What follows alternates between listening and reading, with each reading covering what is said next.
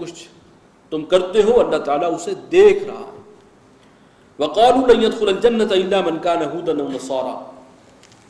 اور ان کا یہ دعویٰ ہے کہ جنت میں داخل نہیں ہوگا مگر وہی کہ جو یا تو یہودی ہے یا نصرانی ہے۔ اب یہ ان کا ایک دعویٰ تھا، موقف تھا۔ تِلْكَ أَمَانِيُّهُمْ، یہ ان کے خام خیالی ہے، یہ خوشنما تمنائیں ہیں، یہ محض خیالی پلاؤ ہے جو وہ پکاتے رہے، اس کی کوئی حقیقت نہیں۔ قُلْ هَاتُوا بُرْهَانَكُمْ إِن كُنتُمْ صَادِقِينَ،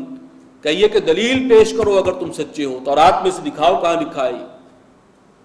بَلَا مَنْ أَسْلَمَ وَجْهَهُ لِلَّهِ، کیوں نہیں، اصل بات یہ ہے کہ جس کسی نے جھکا دیا اپنے چہرے کو اللہ کے سامنے، اللہ کے سامنے جس نے اللہ کے حکم کے آگے سر تسلیم خم کر دیا، وَهُوَ مُحْسِنٌ، اور وہ نیک عمل کرنے والا ہے، حسن عمل کا مظاہرہ کرنے والا ہے، فَلَهُ أَجْرُهُ عِندَ رَبِّهِ، تو اس کا اجر محفوظ ہے اس کے رب کے پاس۔ وَلَا خَوْفٌ عَلَيْهِمْ وَلَا هُمْ يَحْزَنُونَ، اور ایسے لوگوں کے لیے نہ کوئی خوف ہوگا اور وہ نہ ہی غمگین ہوں گے۔ وَقَالَتِ الْيَهُودُ لَيْسَتِ النَّصَارَىٰ عَلَىٰ شَيْءٍ، یہود کہتے ہیں کہ نصارہ جو ہیں وہ کسی بنیاد پر نہیں ہیں۔ بنی اسرائیل میں یہود اور عیسائی ان کا آپس میں بھی جھگڑا ہے، یہ ایک دوسرے کو بھی ماننے کے لیے تیار نہیں ہیں۔ تو یہود کہتے ہیں کہ نصارہ کے عیسائیوں کی کوئی بنیاد نہیں۔ وقالت النصارى ليست اليهود على شيء، اسی طرح نصارہ کا دعویٰ یہ ہے کہ یہود کی کوئی بنیاد نہیں ہے، ہم حق پر ہیں اور باقی سب غلط ہیں۔ وهم يتلون الكتاب، اور یہ سب تلاوت کرتے ہیں کتاب کی، تورات کو سب پڑھتے ہیں لیکن ایک دوسرے کی تکفیر کرتے ہیں۔ كذلك قال الذين لا يعلمون مثل قولهم، اسی طرح کہتے ہیں وہ لوگ بھی کہ جو کچھ نہیں جانتے، ان ہی جیسی بات، یعنی چلے ان کے پاس تو کتاب ہے، کوئی حضرت موسیٰ کو مانتا ہے، کوئی حضرت عیسیٰ کو مانتا ہے، کوئی بنیاد تو ہے۔ یہ مشرکین عرب جن کے پاس ان کے ہاتھ پلے کچھ بھی نہیں ہے، یہ بھی دعویٰ کرتے ہیں کہ ہم حق پہ ہیں باقی سب غلط ہیں۔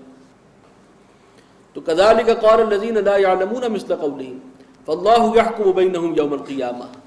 تو اللہ تعالیٰ ہی فیصلہ فرمائے گا ان کے درمیان قیامت کے دن، فیما كانوا فيه يختلفون، ان تمام باتوں میں جن میں وہ جھگڑتے رہے، آخری فیصلہ اللہ کی عدالت میں ہوگا۔ ومن اظلم ممن منع مساجد اللہ، اس شخص سے بڑھ کر ظالم کون ہوگا کہ جو منع کرے اللہ کی مسجدوں سے، ان یذکر فیہ اسمہ، کہ وہاں پر نام لیا جائے اللہ کا، اللہ کے نام کا ذکر کیا جائے۔ مساجد ہوتی ہیں اللہ کے ذکر کے لیے، اور سب سے بڑھ کر ظالم وہ ہے کہ جو لوگوں کو مساجد سے روکے۔ یہاں پہ اصل مراد ہے، اب مشرکین عرب کی بات ہو رہی ہے کہ مسلمانوں کو جو بے دخل کیا گیا مکہ سے، بیت اللہ سے، تو سب سے بڑھ کر تو یہ لوگ ظالم ہیں کہ جو اللہ کی مسجدوں سے لوگوں کو منع کرتے ہیں۔ وسعیٰ فی خرابیہا، اور انہوں نے کوشش کی ہے اس کو اجاڑنے کی، یہ درپے ہوئے ہیں تخریب کے۔ اولئک ما کان لہم،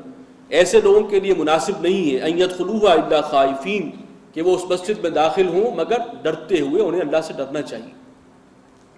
لہم فی الدنیا خزی، ان لوگوں کے لیے دنیا میں بھی ذلت ہے، وَلَهُمْ فِي الْآخِرَةِ عَذَابٌ عَظِيمٌ، اور آخرت میں ان کے لیے بہت بڑا عذاب ہے۔ وَلِلَّهِ الْمَشْرِقُ وَالْمَغْرِبُ، اور مشرق و مغرب سب اللہ ہی کے ہیں۔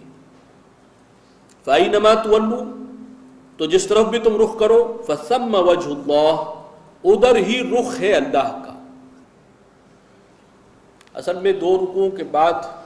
وہ بحث آ جائے گی، تحویل قبلہ کا حکم آئے گا، چونکہ یہود کو ریجیکٹ کر دیا گیا، انہیں رادہ درگاہ کر دیا گیا، انہیں معزول کر دیا گیا اس منصب سے، اور اب آئندہ جو اگلے دو رکوع ہیں اس میں اس نئی امت کی تشکیل کا اعلان ہے، اور اس کی ایک علامت کے طور پر تحویل قبلہ کا حکم آنے والا ہے کہ پہلے مسلمان جو ہیں مدینہ میں جا کر انہوں نے بیت المقدس کی طرف رخ کر کے نمازیں پڑھی ہیں، حضور صلی اللہ علیہ وسلم نے، صحابہ نے، لیکن جب اس امت کی باقاعدہ تشکیل ہو گئی ایز اے امت، اور سابقہ امت کی معزولی کا اعلان ہو گیا گویا کہ، تو پھر اس کی علامت کے طور پر قبلہ بھی بدل دیا گیا کہ اب بیت اللہ ہی جو اصل قبلہ تھا، قبلہ اول، وہی مسلمانوں کے لیے بھی طے کر دیا گیا۔ تو ایک نئی بحث چھڑنی تھی، اس کے لیے پہلے سے راہ ہموار کی گئی کہ وَلِلَّهِ الْمَشْرِقُ وَالْمَغْرِبُ، مشرق و مغرب سب اللہ کے ہیں۔ فَأَيْنَمَا تُوَلُّوا فَثَمَّ وَجْهُ اللَّهِ، جس طرف بھی رخ کرو وہی رخ اللہ کا ہے، اللہ تعالیٰ کسی ایک سمت میں مقید نہیں ہے۔ ان اللہ واسع علیم، اللہ تعالیٰ بہت وسعت والا ہے، جاننے والا ہے۔ وقالوا اتخذ اللہ ولدا، اور یہ کہتے ہیں کہ اللہ نے کسی کو اپنا بیٹا بنایا، اولاد بنایا، سبحانہ، وہ پاک ہے اس سے۔ یعنی یہود بھی اس گمراہی میں مبتلا ہوئے ہیں، ان کے ایک فرقے نے حضرت عزیر علیہ السلام کو اللہ کا بیٹا قرار دیا، اور عیسائیت تو ساری کی ساری ہے اسی پر، ابنیت مسیح کا عقیدہ۔ حضرت مسیح علیہ السلام اللہ کے بیٹے ہیں ان کے نزدیک، یعنی نام تو لیتے ہیں حضرت ابراہیم کا اور توحید کا، اور حال یہ ہے کہ بدترین شرک میں یہ لوگ مبتلا ہیں۔ تو وقالوا اتخذ اللہ ولدا، اور یہ کہتے ہیں کہ اللہ نے کسی کو اپنا بیٹا بنایا ہے، اولاد اختیار کی ہے، سبحانہ، وہ پاک ہے اس سے۔ بل لہ ما فی السماوات والارض، آسمانوں اور زمین میں جو کوئی ہے وہ سب اللہ کی ملکیت ہے، اللہ کے سوا جو کچھ ہے وہ مخلوق ہے اور اللہ کی ملکیت۔ کل لہ قانتون، سب اس کے سامنے تابعداری اختیار کرنے والے ہیں۔ بدیع السماوات والارض، وہ موجد ہے، پیدا کرنے والا ہے آسمانوں کا اور زمین کا۔ وَإِذَا قَضَىٰ أَمْرًا، اور جب وہ فیصلہ کرتا ہے کسی امر کا، کسی معاملے کا، فَإِنَّمَا يَقُولُ لَهُ كُن فَيَكُونُ، تو بس وہ کہتا ہے اسے کہ ہو جا، اور وہ ہو جاتا ہے۔ وَقَالَ الَّذِينَ لَا يَعْلَمُونَ، اور کہا ان لوگوں نے جو کچھ بھی نہیں جانتے، یہ مشرکین، خاص طور پر مشرکین عرب، لولا یکلمنا اللہ، اللہ تعالیٰ ہم سے براہ راست کلام کیوں نہیں کرتا، او تاتینا آیا، یا ہمارے پاس کوئی نشانی کیوں نہیں آتی، جیسے کہ پچھلی قوموں کے پاس اللہ نے معجزات، نشانیاں بھیجی تھی۔ کذالک قال الذین من قبلہم مثل قولہم، اسی طرح کی باتیں کرتے رہے ہیں وہ لوگ بھی جو ان سے پہلے تھے، انہی جیسی باتیں ان کی بھی تھیں، یہی اعتراضات ہمیشہ کیے گئے کہ یہ جو رسول ہیں جو دعویٰ کر رہے ہیں کہ میرے مجھ پر وحی آتی ہے، اللہ تعالیٰ براہ راست ہم سے کیوں نہیں کلام کرتا، یا فرشتہ ہمارے پاس کیوں نہیں آیا، یا یہ کہ ہمارے مطالبے پر فلاں نشانی دکھاؤ، فلاں معجزہ دکھاؤ، یہ ہمیشہ سے اسی قسم کی باتیں ہوئی۔ تشابہت قلوبہم، ان سب کے دل ایک جیسے ہی۔ قد بینا الآیات لقوم یوقنون، ہم نے واضح کر دی ہیں نشانیاں، آیات، اپنی قدرت کے نمونے ان لوگوں کے لیے کہ جو یقین کرنے والے ہیں۔ انا ارسلناک بالحق بشیرا ونذیرا، اے نبی ہم نے آپ کو بھیجا ہے حق کے ساتھ، سچا دین دے کر، سچا کلام دے کر، اور آپ کو بشیر اور نذیر بنا کر بھیجا ہے، بشارت دینے والا، انذار کرنے والا۔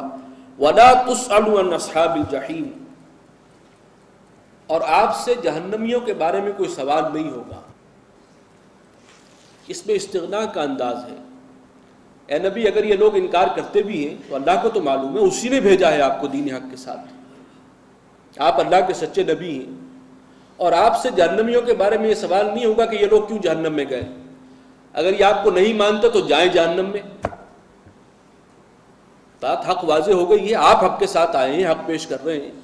یہ نہیں مانتے اور ایمان نہیں لاتے تو ان کا اپنا نقصان ہے، اس میں یہ شان استغنا ہے، اظہار ہے اس بات کا۔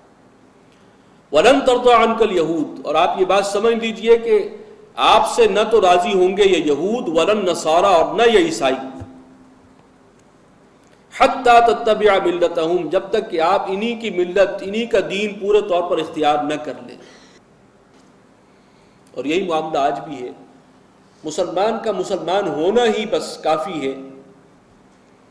کہ وہ سب اس کے خلاف کمر بستہ ہیں، یہود و نصارہ۔ اب بوسنیا اور کوسوو میں جو مسلمانوں کا کلچر اور تہذیب ہے وہ وہی ویسٹرن ہی تھا انداز ان کا، لیکن چونکہ وہ نام ہے، چاہے نام کے مسلمان ہیں، وہ بھی انہیں گوارا نہیں، اور اب یہ بات کھلتی جا رہی ہے۔ فی الحال تو ان کی جنگ جو ہے وہ صرف ان دہشت گردوں کے خلاف ہے جو اسلام کا ایک ڈائنامک کانسیپٹ رکھتے ہیں کہ دین غالب ہونا چاہیے، ان کو وہ دہشت گرد کہتے ہیں، اور اس کے لیے جہاد و قتال کا ایک جو ہے تصور ان کے پاس ہے، ان کے ذہنوں میں ہے، اس کی تڑپ ہے، اس کی آرزو ہے، لیکن بچے گا کوئی نہیں۔ امریکہ میں بھی جو لوگ جو شیو بھی کرتے تھے اور ویسٹرن کلچر میں بھی رہے ہیں، ان کے اوپر بھی جو کچھ ہوا ہے، ان کے ساتھ بھی جو کچھ بیتی ہے، انہیں بھی جس نظر سے دیکھا جاتا ہے محض مسلمان ہونے کی بنیاد پر، وہ بات جو ہے وہ آئندہ کے حالات کے لیے ایک اشارہ موجود ہے۔ تو یہ بات پہلے کہہ دی گئی تھی، وَلَن تَرْضَىٰ عَنْكَ الْيَهُودُ، اے نبی یہ آپ سے کبھی راضی نہیں ہوں گے، نہ یہ یہود، وَلَن نَصَارَىٰ، اور نہ یہ عیسائی، حَتَّىٰ تَتَّبِعَ مِلَّتَهُمْ، آپ اپنی مسلمانی جب تک چھوڑ کر ان کا دین و مذہب اختیار نہیں کر لیتے، اس سے کم پر یہ راضی نہیں۔ قل ان ھدی اللہ